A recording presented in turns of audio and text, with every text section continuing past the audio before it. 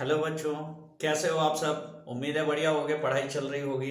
तो नन्हे मुन्ने शैतानों, आज आपके लिए हम दर्पण पाठ से कुछ महत्वपूर्ण प्रश्न लेकर के आए हैं। बेहद इंपॉर्टेंट प्रश्न हैं और उसके साथ दर्पण से जुड़ी हुई सवालें लेकर के आए हैं। ठीक है, तो बेटा जो नए स्टूडेंट्स आए हैं चैनल पर, वो चैनल को सब्सक्राइब करें, लाइक करें, शेयर करें और मुझे गुरुदक्षिणा प्रदान करें। आगे अपनी क्लास देखें। ठीक है, तो आइए आज आपकी क्लास शुरू करते हैं। दर्पण से संबंधित पहले महत्वपूर्ण प्रश्न होंगे, उसके बाद इससे जुड़ी हुई सवालें होंगी जो कि बोर्ड परीक्षाओं में अक्सर पूछी जाती हैं। तो पहला प्रश्न है हमारा, क्या प्रकाश स्वयं दिखाई देता है? क्या प्रकाश स्वयं दिखाई देता है? तो उत्तर होगा नहीं, प्रकाश स्वयं दिखाई नहीं देता, किंतु वह कारक है जो हमें वस्तुओं को देखने में सहायता प्रदान करता है। प्रकाश स्वयं नहीं दिखता, किंतु प्रकाश वस्तुओं को देखने में सहायता प्रदान करता है। ठीक है, प्रकाश जिस वस्तु पर गिरता है उस वस्तु को प्रकाशित कर देता है और वह वस्तु हमें दिखाई देने लगती है। अब दूसरा प्रश्न है हमारा, समतल दर्पण से बने प्रतिबिंब की दो विशेषताएं। समतल दर्पण से बने प्रतिबिंब की दो विशेषताएं। पहला, आकार व दूरी समान होती है। अब इसका मतलब क्या हुआ कि अगर कोई समतल दर्पण रखा हुआ है, इस समतल दर्पण के सामने वस्तु रखी है, तो इसका आकार भी उतना ही बड़ा बनेगा और डिस्टेंस भी उतनी ही होगी। जितनी दूर से आप दर्पण के सामने खड़े होगे, आपका प्रतिबिंब उतना ही पीछे बनेगा। ठीक है, तो किसी समतल दर्पण के सामने रखी हुई वस्तु का आकार और दर्पण से वस्तु की दूरी और दर्पण में बने हुए दर्पण के पीछे बनते हुए प्रतिबिंब की दूरी, यह सदैव समान होती है। यह समतल दर्पण की विशेषता है। ठीक है, तीसरा प्रश्न है, समतल दर्पण की फोकस दूरी व वक्रता त्रिज्या कितनी होती है? समतल दर्पण की फोकस दूरी व वक्रता त्रिज्या कितनी होती है? तो समतल दर्पण बेटा, जो चीज गोलीय होती है उसमें तो वक्रता त्रिज्या होगी, लेकिन जो चीज बिल्कुल समतल है तो इसकी वक्रता त्रिज्या और फोकस दूरी दोनों इनफाइनाइट होती है। फोकस दूरी भी इनफाइनाइट और वक्रता त्रिज्या भी इनफाइनाइट, अनंत होती है। ठीक है, अगर प्रश्न आता है समतल दर्पण की फोकस दूरी बताओ, तो समतल दर्पण की फोकस दूरी अनंत बताएंगे और समतल दर्पण की वक्रता त्रिज्या भी अनंत होगी, क्योंकि वक्रता त्रिज्या बराबर होता है 2 गुणे फोकस दूरी। तो जब ये अनंत है, अनंत में किसी संख्या से गुणा करो तो अनंत ही आएगा। अब यहां पर है 4 नंबर प्रश्न है हमारा, द्वारक क्या होता है? कम से कम शब्दों में बताइए, द्वारक क्या होता है? तो द्वारक मुख्यतः दर्पण के गोलीय भाग की, जो ये फ्रंट वाला हिस्सा होता है किसी भी दर्पण का, ये मान लो दर्पण का फ्रंट वाला हिस्सा है, सामने वाला, ये ऐसे दबा होगा अगर अवतल दर्पण है, तो इसका डायामीटर कितना है, इसका व्यास कितना है? दर्पण के गोलीय सिरे का व्यास ही दर्पण का द्वारक कहलाता है। ठीक है, 5वां प्रश्न देखते हैं, फोकस तल क्या है? फोकस तल क्या है? तो बेटा इसको हम चित्र के हिसाब से आपको समझाते हैं। अगर किसी दर्पण के सामने उसके मुख्य अक्ष के फोकस पर अगर कोई लंबवत तल लिया जाए, इस तरीके से ये लंबवत तल आपने लिया है, कलर चेंज करते हैं। अब ये जो आपका तल है, इससे रेखाएं यूं होकर के जा रही हैं, प्रकाश की किरणें यूं होकर के जा रही हैं, तो आप समझ सकते हो किसी दर्पण के मुख्य अक्ष के फोकस बिंदु पर लंबवत तल जो होता है, किसी दर्पण के मुख्य अक्ष के फोकस पर लंबवत तल जो होता है वो क्या कहलाता है? फोकस तल कहलाता है। क्या कहलाता है? फोकस तल कहलाता है। किसी दर्पण के मुख्य अक्ष के फोकस पर लंबवत तल अगर लिया जाए, ऐसे प्रकाश की किरणें जा रही हैं। ठीक है, अब ये हमारा दर्पण है, ये इसका मुख्य अक्ष है, प्रकाश किरणें इधर से जा रही, तो अगर हम ऐसा तल लगाएं इसके फोकस पर बिल्कुल सामने ऐसे स्ट्रेट, तो इसे हम फोकस तल कहते हैं। ठीक है, आओ अगला प्रश्न देखते हैं। बेटा हर चैप्टर से हम इस तरीके के कुछ इंपॉर्टेंट प्रश्न चैप्टर को समझाने के बाद, देखिए कोई चीजें आप रटकर याद नहीं कर सकते, कोई भी चीज आप रटकर तैयार नहीं कर सकते, खासकर साइंस में, जब तक उन चीजों के आपको अर्थ ना पता हो। क्योंकि आप रटेंगे, आपको उसका लॉजिक ही नहीं पता है, आपको उसके बारे में नहीं पता है, तो आप जल्दी से उन चीजों को भूल जाएंगे। इतना भी आफत नहीं है, आपके पास पर्याप्त समय है, इसीलिए हम बहुत थोड़ा थोड़ा अपलोड करते हैं। आप अन्य विषयों पर भी ध्यान देते रहे और इसे भी देखते रहें। इस तरीके से आपका विज्ञान और गणित तैयार हो जाएगा, घबराने की कोई जरूरत नहीं है। ठीक है। समतल दर्पण द्वारा बने प्रतिबिंब का आवर्धन कितना होता है? ठीक है, छठवां क्वेश्चन है। तो समतल दर्पण में वस्तु की लंबाई, आवर्धन होता है प्रतिबिंब की लंबाई बटे वस्तु की लंबाई, तो दोनों तो बराबर होता है, तो इसका आवर्धन जो आता है यम बराबर 1 आता है। समतल दर्पण में जो रेखीय आवर्धन होता है उसका मान सदैव 1 होता है। जितना बड़ा आप वस्तु रखेंगे उतना ही बड़ा आपका प्रतिबिंब बनेगा। सातवां क्वेश्चन है, बी का मान किस दर्पण के लिए सदैव धनात्मक होता है? तो बी का मान उत्तल दर्पण के लिए सदैव धनात्मक होता है। इसमें जो प्रतिबिंब होता है वो हमेशा दर्पण के पीछे बनता है, पॉजिटिव होता है, धनात्मक होता है। ठीक है। आठवां क्वेश्चन देखो, आठवां क्वेश्चन है, उत्तल दर्पण का उपयोग बताओ। उत्तल दर्पण का उपयोग कैसे, कहां करते हैं? जो ऐसे दर्पण होते हैं, तो गलियों व सड़कों पर लगे लैंपों में, जो लैंप लगे होते हैं, रोड लैंप लगे लैंपों में, सड़कों पर, ताकि ये प्रकाश को छितरा देता है, चारों तरफ फैला देता है, तो ज्यादा से ज्यादा रोड पर प्रकाश पड़े। और गाड़ियों में पीछे देखने वाले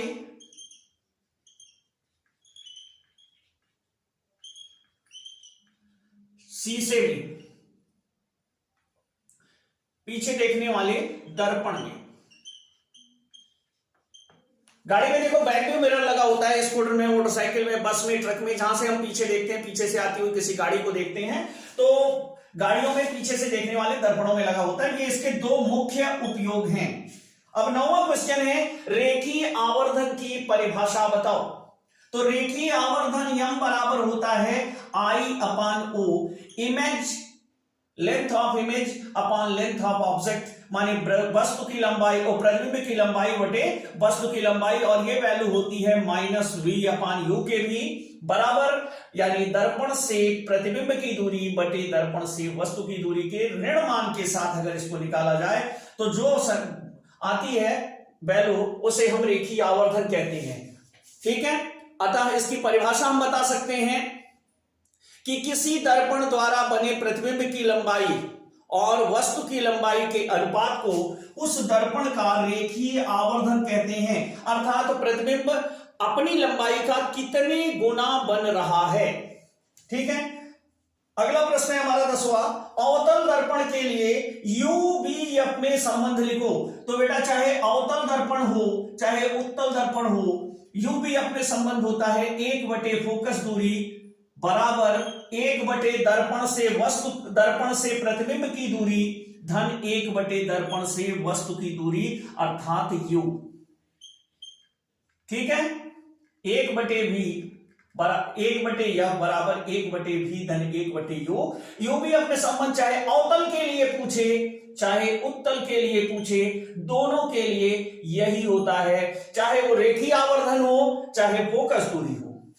ठीक है। दोनों के सूत्र समान होते हैं। रेखीय आवर्धन ये भी अवतल और उत्तल के लिए एक ही सूत्र होता है, और ये भी अवतल और उत्तल के लिए एक ही सूत्र होता है।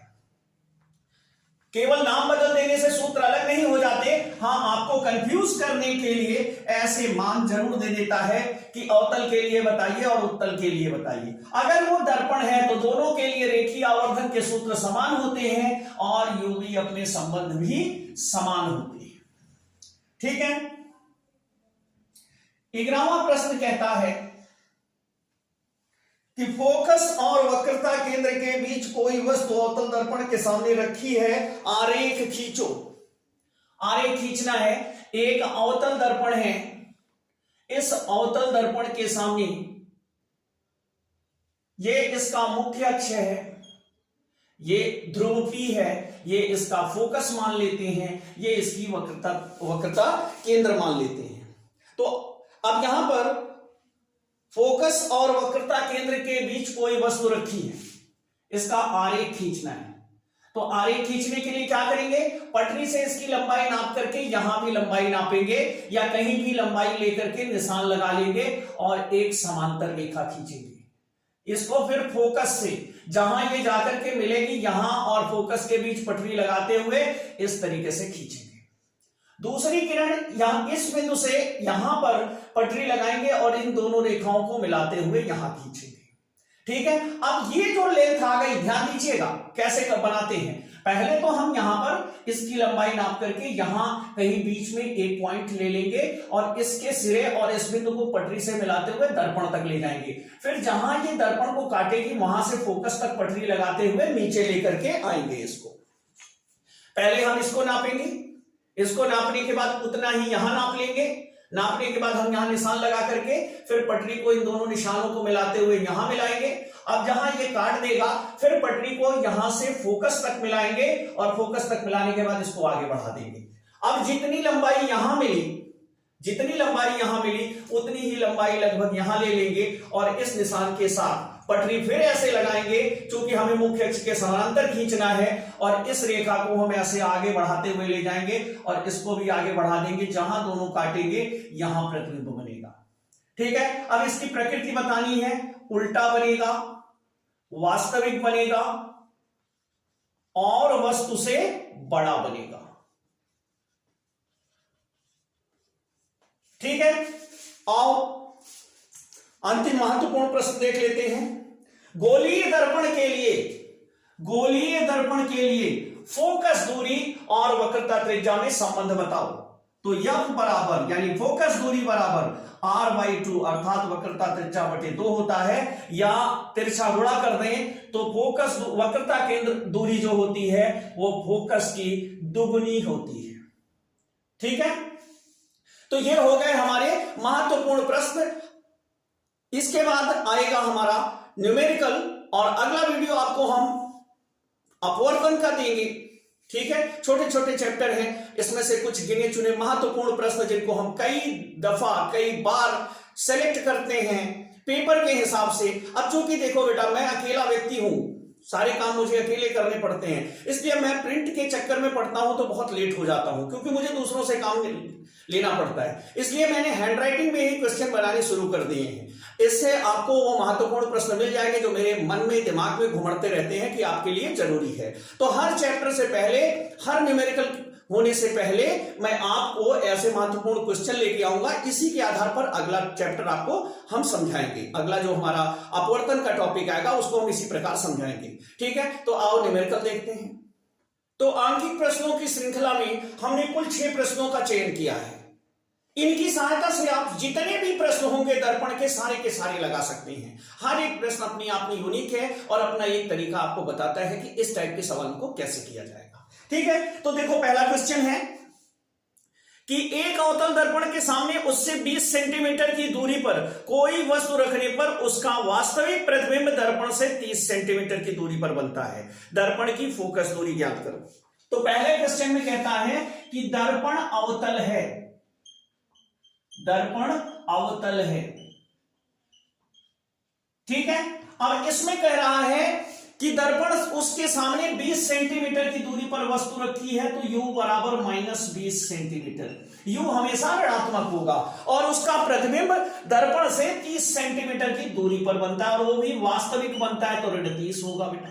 वास्तविक का मतलब दर्पण में बाईं ओर अगर प्रतिबिंब बनता है तो उसे हम वास्तविक कहते हैं, और दाहिनी ओर प्रतिबिंब बनता है तो उसे हम काल्पनिक कहते हैं। ये दर्पण है हमारा, दर्पण के सामने वस्तु रखी है, यहां पर 20 सेंटीमीटर दूर, और प्रतिबिंब यहां बन रहा है 30 सेंटीमीटर दूर, तो ये डिस्टेंस v है और इस डिस्टेंस को u कहते हैं। दर्पण से प्रतिबिंब की दूरी v, दर्पण से वस्तु की दूरी u, और इस दर्पण के बाईं ओर की सभी दूरियां ऋणात्मक, दाहिनी ओर की सभी दूरियां धनात्मक, मुख्य अक्ष के ऊपर की सभी दूरियां धनात्मक, नीचे की सभी दूरियां ऋणात्मक। तो चिन्ह परिपाटी के इस नियमानुसार इस चैप्टर में सवालों में चिन्हों की बहुत अधिक आवश्यकता पड़ती है और यही आपको समझना है।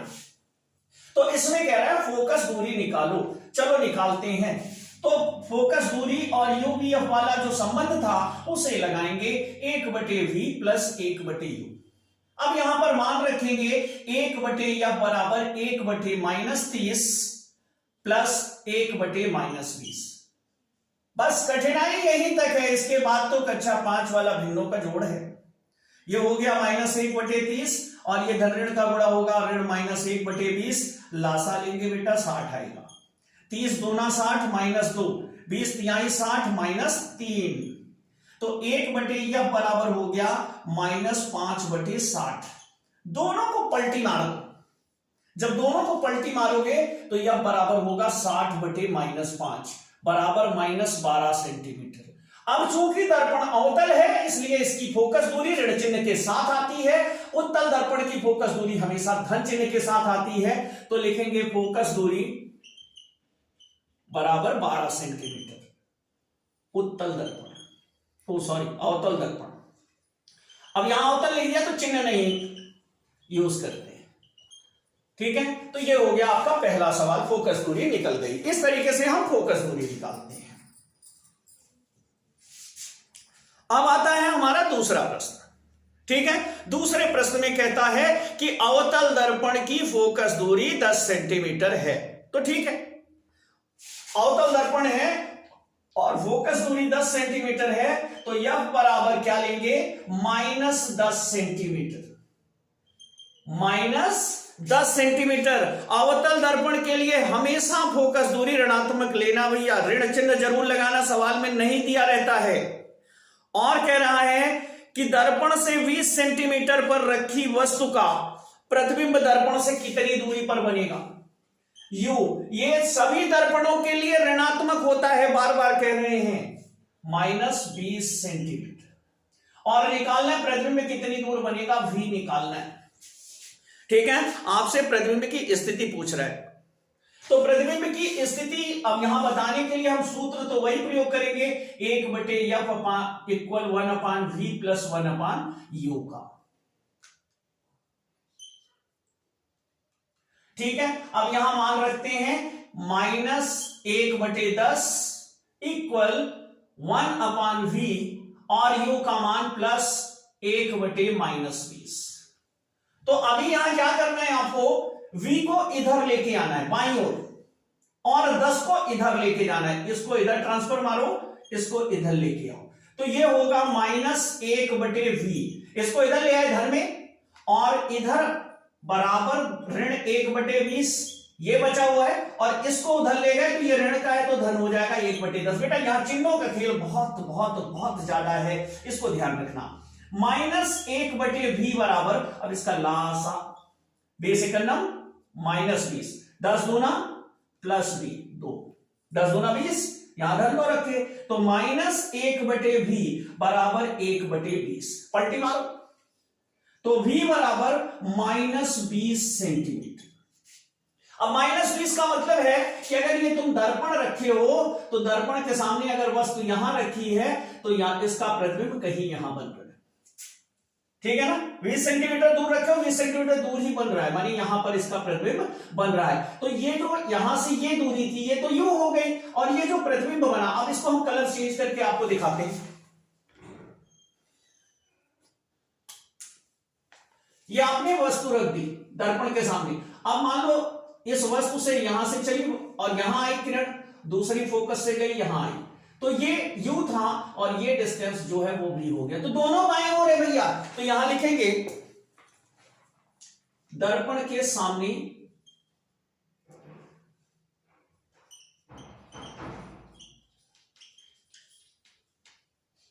20 सेंटीमीटर की दूरी पर। यह आपका उत्तर हो जाएगा। ठीक है, आओ इसके आगे देखते हैं। आंकिक प्रश्नों की श्रृंखला में अगला प्रश्न है हमारा तीसरा नंबर। एक 3 सेंटीमीटर लंबी वस्तु एक 8 सेंटीमीटर वक्रता त्रिज्या वाले अवतल दर्पण के सामने 12 सेंटीमीटर की दूरी पर मुख्य अक्ष के लंबवत रखी है। तो बेटा मुख्य अक्ष पर हमेशा ही लंबवत रखी जाती है, कोई नई बात नहीं है। प्रतिबिंब की स्थिति, आकार और प्रकृति बताइए। स्थिति माने कहां बनेगा, आकार माने कितना बड़ा बनेगा, प्रकृति मतलब वास्तविक बनेगा अथवा आभासी बनेगा। ठीक है, तो आप तीसरा क्वेश्चन देखते हैं। अब यहां पर ऑब्जेक्ट O बराबर 3 सेंटीमीटर है। इसको ऑब्जेक्ट कहते हैं, यानी वस्तु की लंबाई।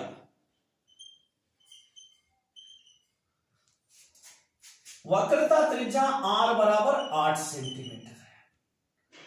तो फोकस दूरी F बराबर 8/2 बराबर 4 सेंटीमीटर हो गया। ये चीज हो गई। और वस्तु दर्पण से 12 सेंटीमीटर की दूरी पर रखी है, तो U बराबर -12 सेंटीमीटर। ठीक है, और दर्पण अवतल है तो F जो है वो -4 सेंटीमीटर लेंगे। यहां -8/2, R भी -8 लिया जाएगा, -8 सेंटीमीटर। तो F भी हो जाएगा -8/2 बराबर -4 सेंटीमीटर। U -12 हो गया। आपको V निकालना है, आपको I निकालना है, यानी कि स्थिति, आकार, इमेज कितनी होगी।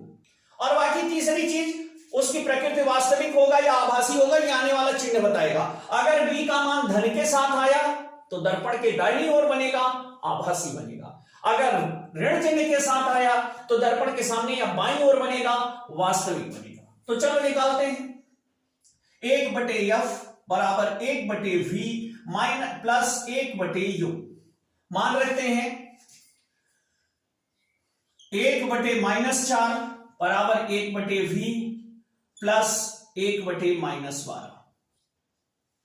अब यहां पर क्या करते हैं, 1/V इधर ले आते हैं, 1/-1/V हो गया, -1/12 हो गया, 1/4 उधर ले जाओगे तो +1/4 हो गया। लासा 12 एकम 12, 1 में गुणा किए -1, 4 तिहाई 12, 3 बार गया, 3 का ऊपर गुणा किए 3, और यहां हो गया -1/V।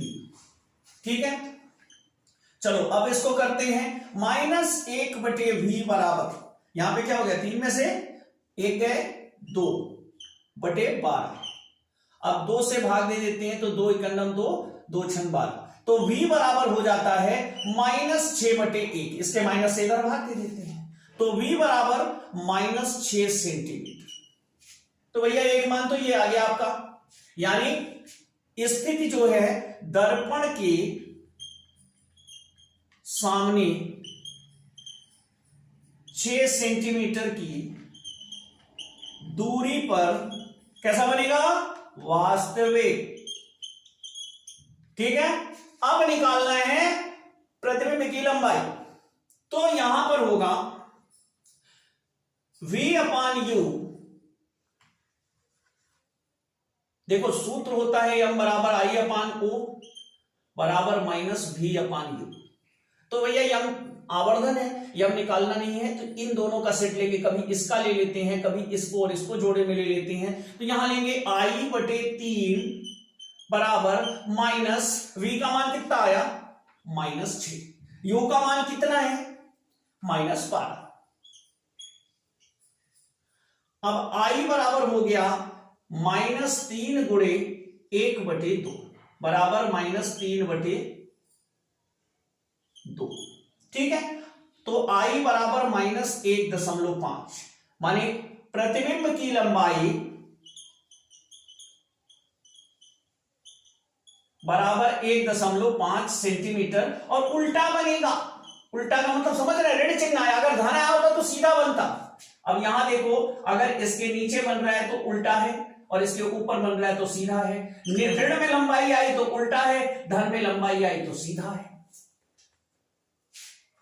V की दूरी ऋण में आई तो वास्तविक है, v की दूरी धन में आई तो काल्पनिक है। लेकिन सिर्फ दर्पण के लिए, ऐसा नहीं कि आप लेंस में भी लगाने लगे, यही नियम। चलो आगे देखते हैं, लेकिन अगला क्वेश्चन इसमें आएगा नहीं तो इसको हटा लेते हैं, इसको जल्दी से हटा लेते हैं। अगला क्वेश्चन थोड़ा सा बड़ा है, उसमें किरण आरेख भी खींचना है और अच्छी चीजें हैं कि आपको किरण आरेख मिलता रहे। अगर किरण आरेख बनाना सीख जाएंगे तो 4 नंबर का बेटा एक क्वेश्चन आता है किरण आरेख बनाने के लिए। अगला क्वेश्चन है हमारा, एक अवतल दर्पण से जिसकी फोकस दूरी 25 सेंटीमीटर है, कितनी दूरी पर एक वस्तु रखी जाए कि उसका प्रतिबिंब और वस्तु दोनों का आकार समान बने। और इसको दिखाने के लिए किरण आरेख भी बनाइए। तो हमारा जो चौथा क्वेश्चन है, इस चौथे क्वेश्चन में F बराबर -25, दर्पण जो है वो अवतल है और यहां पे बोला है कि प्रतिबिंब या ऑब्जेक्ट यानी कि x मान लेते हैं सेंटीमीटर का है, तो इमेज जो है वो भी x सेंटीमीटर की होगी। अब यहां पे ना v दिया है ना u दिया है, लेकिन u पूछ रहा है और v भी नहीं दिया है, लेकिन इसके साथ ये अलग से वैल्यू दे रखी है इसने। ठीक है, तो ये जो अलग से वैल्यू है इसकी सहायता से हम u v के बीच एक संबंध बनाएंगे। तो यहां पे होगा -v/u, आवर्धन वाला फॉर्मूला यहां अपनाएंगे और ये हो जाएगा I/O। ठीक है, अब यहां रख सकते हैं -v/u बराबर x/x, ये कैंसिल हो गया तो यहां आ गया भैया -v/u। ठीक है, या v बराबर -u। चलो अब फार्मूला यूज करते हैं, 1/f बराबर 1/v प्लस 1/u। अब यहां पे मान रख देते हैं 1/-25 और देखो यहां पे v बराबर -u रख दो, 1/-u और u तो ऑलरेडी माइनस होता ही है, तो ये क्या हो गया, दोनों के हर समान है, तो -1/25 बराबर -2/u। तो यहां पे तिरछा गुणा कर लो, -u बराबर -50 और माइनस से माइनस कैंसिल हो गया तो u बराबर 50 सेंटीमीटर। माने 50 सेंटीमीटर की दूरी पर अगर इस 25 सेंटीमीटर फोकस दूरी वाले लेंस को रखेंगे तो प्रतिबिंब और वस्तु दोनों बराबर आएंगे। अब ये हो गया हमारा दर्पण, ये हो गया हमारा मुख्य अक्ष। अब दर्पण को पीछे पॉलिश कर देते हैं, ये बिंदु हो गया P और यहां पे ले लेते हैं हम F और इतनी ही दूरी पर ले लेते हैं C। अब बनाना है किरण आरेख, तो किरण आरेख कहां पे वस्तु रखी है, 50 सेंटीमीटर पे, ये 25 है और वस्तु 50 पे रखी है, माने वक्रता केंद्र पे रखी है। तो इमेज बनाने के लिए हम क्या करते हैं, पहले ऐसे एक रेखा खींच लेंगे, फिर इस रेखा को नापेंगे ऐसे। अब जैसे यहां पे 8 सेंटीमीटर है तो आप कहीं पर भी रख करके एक दूसरी जगह 8 सेंटीमीटर पे पॉइंट लगा लेंगे। अब दोनों स्थानों को पटरी से मिलाते हुए इसे आगे बढ़ाएंगे और यहां तक लेके जाएंगे। अब इसे क्या करेंगे, जहां इसने दर्पण को टच किया वहां से फोकस के बीच रख करके एक लाइन खींचेंगे ऐसे और इस लाइन को स्ट्रेट आगे बढ़ा देंगे। ये पहला रूल है, इस रूल की सहायता से आपकी एक रेखा खींच ली। अब दूसरा आप क्या करेंगे, इसके फोकस से होकर के लाइन को गुजारेंगे बिल्कुल ऐसे। अब जहां ये टच करेगी इस डिस्टेंस को फिर नाप लीजिए, ये लगभग 8 सेंटीमीटर ही है।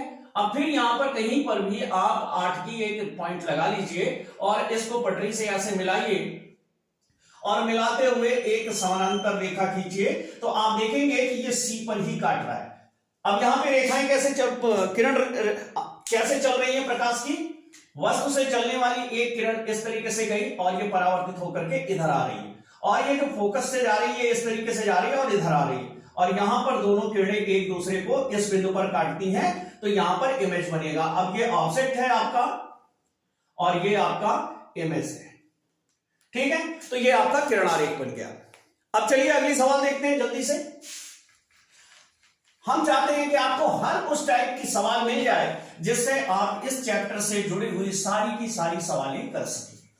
ठीक है, तो आगे देखते हैं पांचवा क्वेश्चन। पांचवा क्वेश्चन है, एक अवतल दर्पण से 30 सेंटीमीटर दूरी पर रखी वस्तु का 3 गुना बड़ा आभासी और वास्तविक प्रतिबिंब प्राप्त होता है। माने एक बार कोई दर्पण रखते हैं तो आभासी प्रतिबिंब प्राप्त होता है, दूसरी बार किसी अलग फोकस दूरी का दर्पण रखते हैं तो वास्तविक प्रतिबिंब प्राप्त होता है। प्रत्येक दशा में अवतल दर्पण की फोकस दूरी ज्ञात करो। तो यहां पर पांचवें में दिया है u बराबर -30 सेंटीमीटर की दूरी पर वस्तु रखी जा रही है। ठीक है। और प्रतिबिंब जो है उसे अगर x माने तो I जो है वो 3x है। और यहां पर पूछ रहा है कि आभासी बनेगा f कितना होगा जब ये आभासी बनेगा पहली स्थिति में, और दूसरा जब वास्तविक बनेगा दूसरी स्थिति में। दोनों स्थितियों में हमें इसकी फोकस दूरी बतानी है। तो पहली स्थिति जब आभासी प्रतिबिंब प्राप्त होता है, समझिए दो सवालों को इसने जोड़ रखा है और यहां लॉजिक से काम होगा। जब आभासी प्रतिबिंब प्राप्त होता है, अब यहां पर पहले तो अब हमारे पास b तो है नहीं, तो f कैसे निकालेंगे? तो पहले ये जो आपको दिया हुआ है इसकी सहायता से हम b निकालेंगे। तो हमारा आवर्धन का सूत्र होता है -v/u बराबर I/o। तो यहां पे हो गया -v/-30 इक्वल I यानी 3x/x। तो ये कैंसिल हो गया, अब x से x कट गया, तो v बराबर 30×90। और इसे पॉजिटिव लेंगे क्योंकि प्रतिबिंब आभासी है। आभासी का मतलब दर्पण के पीछू बन रहा है, पीछे जाकर के। ठीक है, अब फार्मूला लगा लेते हैं तो आसान हो गया। 1/f बराबर 1/v प्लस 1/u। अब ये हो गया 1/90, ओ सॉरी 1/f, ये तो निकालना है, इतनी आसानी से 90 थोड़ी आने वाला है। 1/v ये हो गया 90 और प्लस 1/30। ठीक है, अब ये हो गया 1/f बराबर, यहां पे माइनस होगा, यू तो सदैव माइनस होता है, तो 1/90 माइनस 1/30, लासा हुआ 90, 90 91 90 एक बार गया, और माइनस 30 तिहाई 90 तीन बार। तो ये हो गया 1/f बराबर -2/90, पलट दो तो यह बराबर 90/-2 यह बराबर -45 सेंटीमीटर, यानी 45 सेंटीमीटर का अवतल दर्पण है। कौन सा दर्पण है? अवतल दर्पण। ठीक है, और दूसरी कंडीशन, जब वास्तविक है तो बाईं ओर बनेगा भैया, तब v बराबर -90 ले लेंगे, नेगेटिव हो जाएगा, बस इतना ही अंतर होगा। यहां पर नेगेटिव लेंगे क्योंकि वास्तविक है, वास्तविक प्रतिबिंब है। अब यहां पे क्या करेंगे? 1/f बराबर 1/v प्लस 1/u। अब 1/f कितना है तुम्हारा, तो निकालना है। अब 1/v, v कितना है? 1/-90 प्लस 1/-30, लास्ट ये हो गया 1/-1/90 माइनस 1/30, 1/f। अब इसका लासा लो भैया, तो लासा लोगे तो क्या हो जाएगा? 90, 90 91 90 -1, 30 तिहाई 90 -3। अब लो, अब आ गया 1/f बराबर -4/90, तो यह बराबर कितना हो गया? 90/-4, पलटी मारो तो 4 दूनी 8, फिर 1 बचा 10 हुआ, 4 दूनी 8, 4 पंचे 20। तो यहां पर आएगा आपका 22.5 सेंटीमीटर का इस बार फिर अवतल दर्पण है। माने दो बार अलग अलग दर्पण रखेंगे, जब दर्पण को रखेंगे और 45 सेंटीमीटर फोकस दूरी का होगा तो आभासी, और जब 22.5 का होगा तो वास्तविक। ठीक है, आओ अब एक उत्तल दर्पण पर आज की आखिरी सवाल देखते हैं।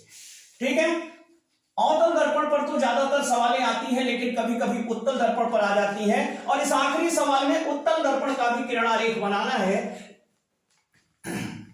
इससे हम उत्तल दर्पण का भी किरणारेख सीख पाएंगे कि कैसे बनते हैं। ठीक है, तो आइए देखते हैं अगला क्वेश्चन। तो हमारा लास्ट और आज का 6वां क्वेश्चन है कि एक उत्तल दर्पण के सामने 40 सेंटीमीटर की दूरी पर बिंदु प्रकाश स्रोत रखा जाता है। दर्पण की फोकस दूरी 40 सेंटीमीटर है। प्रतिबिंब की स्थिति ज्ञात कीजिए और आरेख भी खींचिए। ठीक है, उत्तल दर्पण के सामने, छठा क्वेश्चन है, उत्तल दर्पण के सामने 40 सेंटीमीटर की दूरी पर, माने u बराबर -40, भैया u तो सदैव नेगेटिव होना है। ठीक है, वस्तु रखी जाती है और दर्पण की फोकस दूरी 40 है, यानी यह बराबर +40। ठीक है, क्योंकि यहां उत्तल दर्पण है, यह ध्यान रखिएगा। चिन्ह बड़े खेल खेलते हैं इसमें, और आपको निकालना है v। तो 1/f बराबर 1/v प्लस 1/u। सूत्र दोनों के लिए सेम होता है, सिर्फ चिन्ह बदलते रहते हैं। तो 1/40 बराबर 1/v प्लस 1/-40।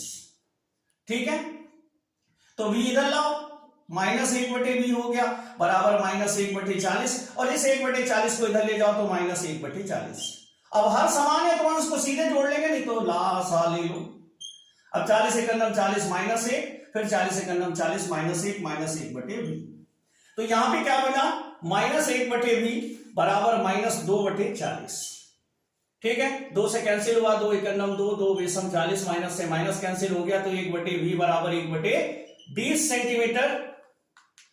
पलट दो इसको, तो v बराबर 20 सेंटीमीटर। अर्थात दर्पण के पीछे, और उत्तर में हमेशा पीछे ही बनता है आभासी।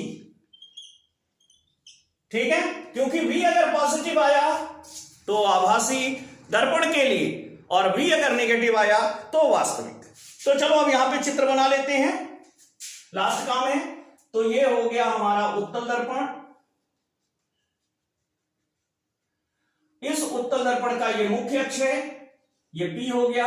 ये फोकस दूरी ले ली इसकी हमने, इसकी फोकस दूरी कितनी है 40, और ये हो गया इसका वक्रता केंद्र C। ठीक है, अब इसके ये F है,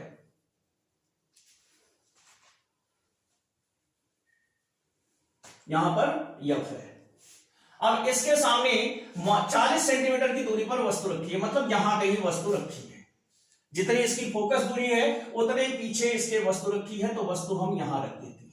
अब इसका कैसे बनाएंगे, इसका बनाने के लिए भी वही रूल फॉलो करेंगे। पहले इसको नापेंगे, ध्यान से देखिएगा, पहले इसको नापेंगे, फिर यहां पर भी उतना ही बड़ा एक पॉइंट लगा लेंगे। अब इसको इससे मिलाएंगे इसके साथ, और ऐसे समानांतर रेखा ले जाएंगे। अब ये प्रकाश किरण जा रही है, अब क्या करना है, अब इसमें फोकस तो इधर है, तो फोकस से तो होकर जा नहीं सकती। अब जहां काटेगी, क्योंकि यहां तो कांच है, इसके अंदर कहां जाएगी, पीछे से पॉलिश है, ये केवल कल्पनाओं में बनेगी। तो इसको ऐसे मिलाएंगे, और ये जो किरण है हमारी, ध्यान से देखिएगा, ये ऐसे बैक हो जाएगी, और इस ओर हम डॉटेड इस बिंदु से मिला देंगे, और ऐसा लगेगा जैसे ये किरण F से आ रही है।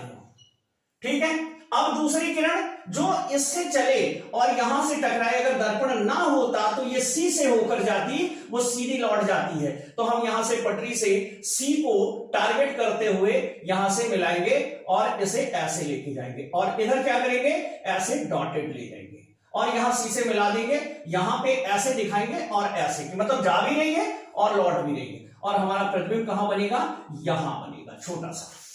ठीक है, छोटा बनेगा, वास्तविक बनेगा। ये हमारा ऑब्जेक्ट हो गया, और ये हमारी इमेज हो गई। ठीक है, छोटी सी। तो इस तरीके से बनाते हैं किरण आरेख।